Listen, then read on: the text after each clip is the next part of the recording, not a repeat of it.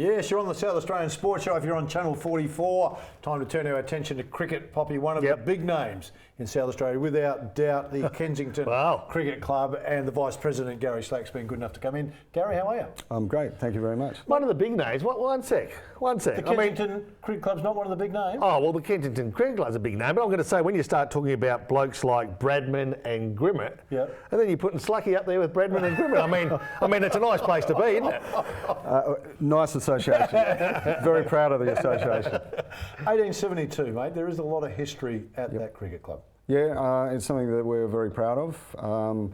We were elevated to one of the clubs of the month last year. Fox Sports came from Hong Kong to do a promotion on us, which is one of the leading programs around the world. So we're excited about that. But you're innovative as well. I mean, you're setting up a women's academy in there now. You go with your men's academy. So it's not been one of those ones where you've stood still with time. You've been able to be innovative along the way. Yeah, look, the club was very much, the history was started with senior men. And then it's evolved over the years. In the mid-80s, we developed, sorry, the late 70s, we brought in juniors to the club, and then we've progressively brought in the women part to the club.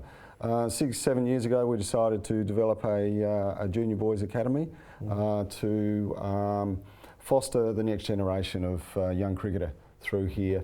So one of the challenges for South Australian cricket and Australian cricket, well, particularly South Australian cricket, has been to have own home grown cricketers instead of importing cricketers in from interstate. And so we saw that as a committee many years ago that we needed to develop all our youngsters. And so we developed a junior academy, and we have 50 young 9 to 12-year-olds play each week, and we have full accredited coaches that run the programs, and it's been tremendously successful, and so much so that this year we've introduced a junior women's part to it as well. And through an ACE Cricket Australia direction, there's two parts to it as well. There's a junior one with 9 to 12-year-olds, and the senior, which is 13 to 18-year-olds as well. So. Can you get a gauge on what kids are most interested in? Is it the 2020? Is it the one day, or is it the test? I know they're just coming in, but when you're talking to the kids, which way they'd like to go in cricket? Oh, look, playing at the district clubs, you find it's the most dedicated young cricketers, the kids that are just absolutely passionate about their cricket. So I think all three formats are something that they're really interested in. But they'd love to pull on the baggy green, there's no question. That's the number one aspiration. The T20 cricket is obviously very exciting, but if you ask any of them to pull on the baggy green and play for Australia in a test match would be the number one thing. I mean, in the recent State Under-17 Championships, we were fortunate to have 5 of our young players in the 13 that went up to Brisbane, and one of our young players, young leg spinner Lloyd Pope, he took the most wickets. He was the only player in the Australian team, and he's certainly been fast-tracked. You know, you talk about these kids in the academy, 9 to 12-year-olds, wanting to wear the baggy green. I reckon there's a fair chance I could be selected for the next test here at Adelaide Oval, just at the moment. You're a bit harsh. I'm a bit harsh. Look, it's interesting when you've got a club that's so steeped in tradition, you know, going back to 1872, because the game has evolved in all sorts of ways, hasn't it? You know, you talk about the one days in the 70s, but this 2020 is a bit of a phenomena around the world, but it's nice that a club, even though it's rich in tradition, can embrace the game, the new game as it comes forward, and still be respectful of all of the elements of cricket as we knew it. I see cricket as like any other business in the world. You have to adapt to the modern environment.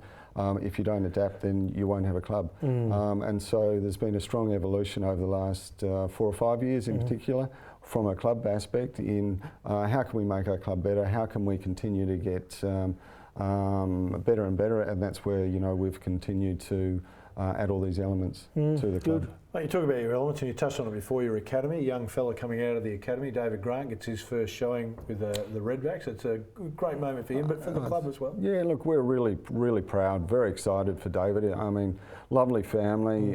He's just a jet, you know, even from, you know, when we were coaching him at the and an under 14 level. You could tell there was something special about him. He bowls, he's right arm tall, quick bowler. He bowls at good pace. He swings the ball both ways. Wow.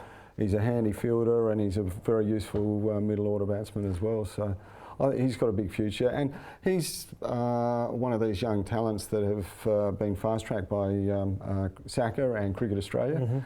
He's played in under 19 the championships. He's been selected in the Australian under 19 team the last couple of years. So we're very excited. Well, most people see cricket and they see lots of money because they see the end product on TV.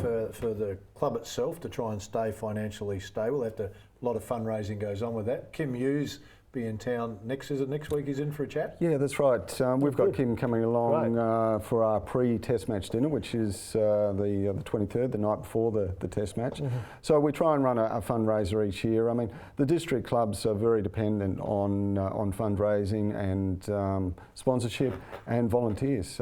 We survive on that. You know, in AFL football, obviously, as a player comes from a club, there's a rebate, for want of a better description, as that player plays more and more games. That doesn't happen in cricket. No, it doesn't. But I could see a reason why it should.